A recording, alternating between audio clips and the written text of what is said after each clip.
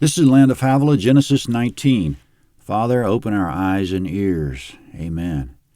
The two men in the last chapter that turned away from Abram and headed towards Sodom are arriving there now. They were actually two angels, as we're about to find out. Verse 1. The two angels came to Sodom at evening. Lot sat in the gate of Sodom. Lot saw them and rose up to meet them. He bowed himself with his face to the earth, and he said, "See now, my lords, please come into your servant's house. Stay all night, wash your feet, and you can rise up early and go on your way." They said, "No, but we will stay in the street all night." He urged them greatly, and they came in with him and entered into his house. He made them a feast and baked unleavened bread, and they ate. Comment. Verse 1 says Lot was sitting in the gate of Sodom. The presence of a gate indicates that Sodom had a defensive wall around it. Presumably people were coming and going from the gate all the time, and presumably Lot wasn't sitting there by himself. He was sitting with other men socializing at the gate, most likely. But of all the people at the gate, Lot was the one who somehow recognized that the two approaching men were angels. God gave him recognition. He rose up to meet the angels and bowed himself to the earth, to them. When we see something spiritually significant, hopefully we won't overlook it. That's why I keep praying at the beginning of every chapter that the Lord would give us eyes to see. Jesus said, "Blessed are your eyes, for they see," Matthew 13:16. The Lord gives the Christians seeing eyes and hearing ears to recognize and understand spiritual things. Lot recognized the angels, and in verses 2 and 3, welcomed them heartily and urged them to stay with him. 2 Peter 2:7 calls him righteous Lot. Verse 4. But before they lay down, the men of the city, the men of Sodom, surrounded the house, both young and old, all the people from every quarter. They called to Lot and said to him, "Where are the men who came in to you this night? Bring them out to us that we may have sex with them." Comment. This is a confirmation of the wickedness of the city that Yahweh mentioned in the last chapter. He told Abraham that if he were able to find 10 righteous people in the city, he wouldn't destroy it. But there were not 10, because verse 4 says, all the people from every quarter surrounded the house. Virtually all of society can be lost, wicked, unbelieving, and on the wrong track. It was like that through history in the days of Noah, Moses, Elijah, Jeremiah, and Jesus. It seems more the rule than the exception. We must set ourselves apart from the culture. We must be strangers and pilgrims in a land where we don't fit in. 2 Corinthians 6:7, quote, "Come out from among them and be separate, says the Lord," end quote. The wicked mob surrounding Lot's house, and verse 6. Lot went out to them through the door and shut the door after himself. He said, "Please, my brothers, don't act so wickedly. See now, I have 2 virgin daughters. Please let me bring them out to you, and you may do to them what seems good to you. Only don't do anything to these men, because they have come under the shadow of my roof." Comment. Lot was brave and righteous to confront the men in defense of the angels. Not that the angels needed defending, but he did take their side and was brave enough to do it. The cowardly have their place in the lake that burns with fire and sulfur, Revelation 21:8. Soon Sodom will be burning with fire and sulfur, and because Lot's not a coward, he won't be burning. But he made a jaw-dropping mistake to offer his daughters to the mob. There's never any call or need to propose a lesser evil in place of a greater evil. When we're in some kind of jam, evil's never part of the solution. Quote, "God is faithful, who will not allow you to be tempted above what you are able, but will with the temptation also make the way of escape." 1 Corinthians 10:13. So if we're in a jam and we see an escape that involves evil, it's not the right escape. God will show us an escape from temptation, meaning he'll show us what to do, and it won't involve evil. Lot should have stood firm, knowing that sin is not the way of escape. Coming up, the men at the door don't want Lot to send out his daughters, which makes it even more useless that Lot offered them. Verse 9. They said, "Stand back." Then they said, "This one fellow came in to live as a foreigner, and he appoints himself a judge. Now we'll deal worse with you than with them." They pressed hard on the man Lot and came near to break the door. Comment. They know they're doing evil. They recognize it as such when they say, "We'll do worse with you," but there's no shame. They say they'll treat Lot even worse than they're about to treat the 2 men. They called Lot a foreigner because he's from Mesopotamia like Abraham. No doubt Lot has a foreign accent. Christians are foreigners in this world. Our home is with the Lord. 1 Peter 1:17, quote, "Pass the time of your living here as foreigners," end quote. So let's not be assimilated. Let's remain foreign. We won't be here long. God commands us to do what he commanded Abraham, quote, "Leave your country and your relatives and your father's house and go to a land that I will show you," end quote. We're looking for a heavenly land, not to be assimilated into this land. We're not to be caught up in the attitudes and values of the culture around us. Lot called the men of Sodom wicked in verse 7, and they said in verse 9, "You're judging us, you're judging us." Quote, "He appoints himself a judge," end quote. The men are pressing hard on Lot, coming near to break the door, and coming up the angels will reach out. Verse 10. But the men reached out their hand and brought Lot into the house to them and shut the door. They struck the men who were at the door of the house with blindness, both small and great, so that they wearied themselves to find the door. Comment, God struck them blind and they're still groping for the door. There's no stopping their evil short of destroying them. Verse 12. The men said to Lot, "Do you have anybody else here, sons-in-law, your sons, your daughters, and whoever you have in the city? Bring them out of this place, for we will destroy this place, because the outcry against them has grown so great before Yahweh that Yahweh has sent us to destroy it." Comment, from somewhere, it doesn't say where, there's come an outcry against this place to the Lord. It might be the outcry of men or angels, but wherever it came from, God heard it. Coming up, the men at the door must have finally given up because Lot was able to leave his home to visit his daughter's fiancés. Verse 14. Lot went out and spoke to his sons-in-law who were pledged to marry his daughters and said, "Get up, get out of this place, for Yahweh will destroy the city."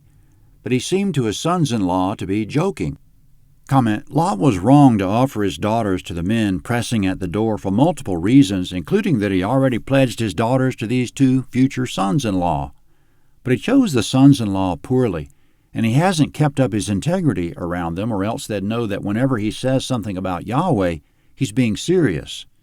To recap, we know Lot was compromising with evil because he chose to live in Sodom, he agreed to these wrong sons-in-law, his sons-in-law weren't used to him speaking seriously about Yahweh, he offered his daughters to the mob, and coming up, he won't leave Sodom, and he won't go to the mountains like the angels tell him. He has spiritual vision, but he's not using it much. His life and family are a mess, and he's on the brink of final disaster. His spiritual vision, which was an undeserved gift from God, will be the only thing to his credit. Verse 15. When the morning came, then the angels hurried Lot, saying, "Get up, take your wife and your two daughters who are here, lest you be consumed in the iniquity of the city." But he lingered, and the men grabbed his hand, his wife's hand, and his two daughters' hands, Yahweh being merciful to him, and they took him out and set him outside of the city. Comment, it says Yahweh being merciful to him. We've made a number of compromises ourselves, and the only way we'll be delivered from destruction is by God's mercy. In verse 16, Lot lingered. In other words, left to himself, he would have stayed. But the angels, quote, grabbed his hand and his wife's hand and his two daughters' hands and took him out and set him outside the city, end quote. So we see how much part God took in Lot's salvation and how little part Lot took. It was all God and none of Lot. Verse 17. It came to pass when they had taken them out that he said, "Escape for your life. Don't look behind you and don't stay anywhere in the plain. Escape to the mountains lest you be consumed." Lot said to them, "Oh, not so, my lord. See now, your servant has found favor in your sight, and you have magnified your loving kindness, which you have shown to me in saving my life. I can't escape to the mountain, lest evil overtake me and I die. See now, this city is near to flee to, and it's a little one. Oh, let me escape there. Isn't it a little one? And my soul will live." Comment, Lot's asking to go to a little town nearby, but that town has been slated for destruction as well. Coming up, one of the angels answers him, verse 21. He said to him, "Behold, I have granted your request concerning this thing also, that I will not overthrow the city of which you have spoken. Hurry, escape there, for I can't do anything until you get there." Therefore the name of the city was called Zoar. Comment: thereafter the name of the town was Zoar, which means little or insignificant. The angel granted Lot's request to spare that town because it wasn't a major target. Verse 23. The sun had risen on the earth when Lot came to Zoar.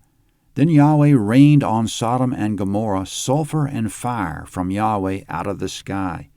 He overthrew those cities, all the plain, all the inhabitants of the cities, and that which grew on the ground. Comment: God destroyed that which grew on the ground even. That area was green and well-watered when Lot chose to live there, Genesis 13:10, but ever after it was barren. Verse 26. But Lot's wife looked back from behind him, and she became a pillar of salt. Comment: Jesus said, "Remember Lot's wife," Luke 17:32, meaning don't look back. And he also said, quote, "No one having put his hand to the plow and looking back is fit for God's kingdom," Luke 9:62. Coming up, the scene shifts back to Abraham about 35 miles away as he's standing looking down on the plain. Verse 27. Abraham went up early in the morning to the place where he had stood before Yahweh. He looked toward Sodom and Gomorrah and toward all the land of the plain, and saw that the smoke of the land went up as the smoke of a furnace. When God destroyed the cities of the plain, God remembered Abraham and sent Lot out of the middle of the overthrow when he overthrew the cities in which Lot lived. Comment: God spared Lot because of Abraham's prayer. Abraham prayed for the whole town without mentioning Lot. He only got God to confirm that he had spared the town for the sake of 10 righteous men, if there were that many. But God went beyond Abraham's prayer and saved the one righteous man in it. God didn't destroy the righteous with the wicked, as Abraham predicted. Lot was far from perfect, but the New Testament still calls him righteous Lot, 2 Peter 2:7. Lot had the heart of God in that, quote, he was tormented in his righteous soul from day to day with seeing and hearing lawless deeds, end quote. But for some reason, Lot still chose to live there. Verse 30. Lot went up out of Zoar and lived in the mountain, and his 2 daughters with him, for he was afraid to live in Zoar. He lived in a cave with his 2 daughters. Comment: Lot decided the angels were right in the first place that he should escape to the mountains, as they originally told him. Verse 31.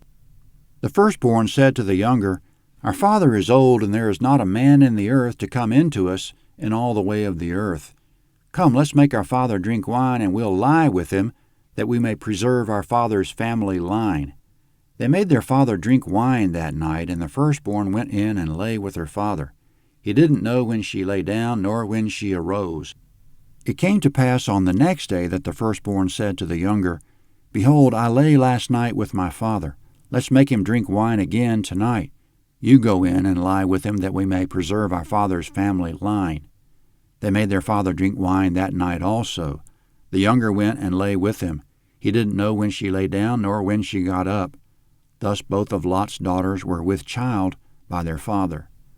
Comment: it would be a very, very small thing for the Lord to provide husbands for Lot's daughters, if he wants them to have husbands, but the daughters aren't waiting on that. Verse 37. The firstborn bore a son and named him Moab. He's the father of the Moabites to this day.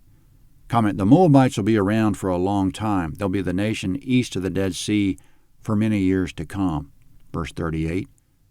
The younger also bore a son and called his name Ben-Ami. He's the father of the children of Ammon to this day. Comment: we'll be hearing a lot about the Ammonites also. They'll live east of the river Jordan for many years to come. The Lord will have regard for Lot's descendants, the Moabites and the Ammonites, as we'll see during the Exodus. Genesis 20 is next at landofhavilah.net. Genesis 20. This is the map of Genesis 19. This is the Jordan River.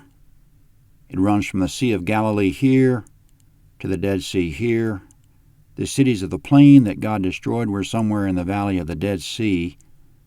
The plain was close enough to Oaks of Mamre for Abraham to see the smoke rising, but that doesn't narrow down the location any. The cities could be anywhere around the Dead Sea.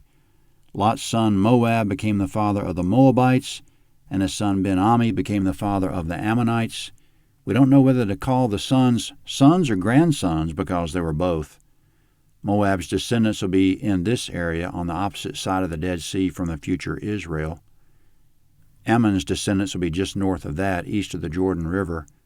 We see the name Ammon in the name of modern Amman, Jordan. Genesis 20 is next.